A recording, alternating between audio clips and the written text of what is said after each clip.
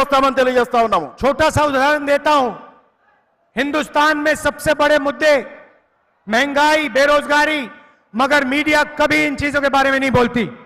భారతదేశంలో అతి పెద్ద సమస్యలు నిరుద్యోగం, ధరల పెరుగుదల.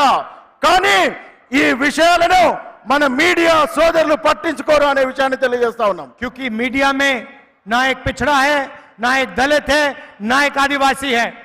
ఎందుకంటే మీడియాలో ఒక్క దళితులు లేరు, ఆదివాసీలు లేరు, మైనారిటీలు లేరు, బీసీ బిడ్డలు లేరు అనే విషయాన్ని తెలియజేస్తా ఉన్నాము.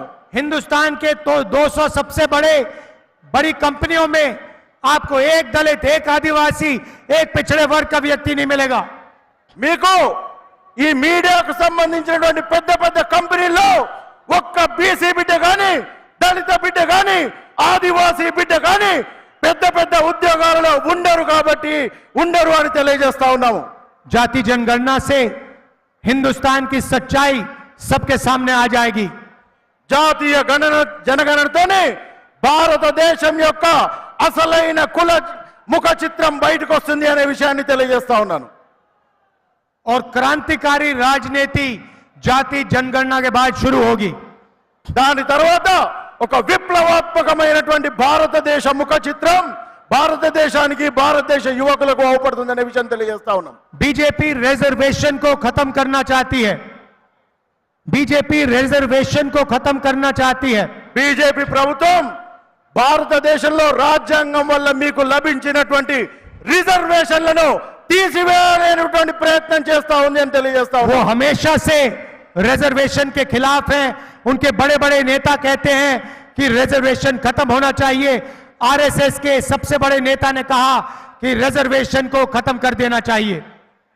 బీజేపీ ప్రభుత్వం వాళ్ళ నాయకులు ప్రతిసారి అవకాశం దొరికినప్పుడల్లా భారతదేశంలోని రిజర్వేషన్లను తీసివేయాలి అనే మాటలు ఎన్నోసార్లు ఎన్నో పత్రికల్లో, టీవీ ఛానళ్లలో ఇదే విషయాన్ని చెప్పారు.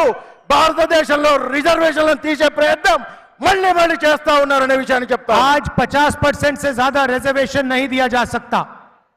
50% कैप ऑन रिजर्वेशन. ఈ రోజు 50% రిజర్వేషన్లు అమల్లో ఉన్నాయి. बीजेपी चाहती है कि रिजर्वेशन बंद हो, खत्म हो. బీజేపీ ప్రభుత్వం రిజర్వేషన్లు తీసేయాలి, రిజర్వేషన్లను మూసేయాలి అనేటువంటి ఆలోచన చేస్తా ఉంది. ये जो 50% का कैप लगा रखा है, इसे कांग्रेस पार्टी तोड़ के हटा के फेंक देगी.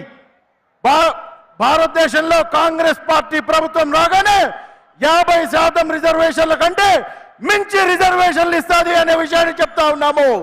अगर आपके पिछड़ों की आबादी 50% है, दलित 15% है, आदिवासी 8% है, तो 50% के कैप का कोई मतलब नहीं है.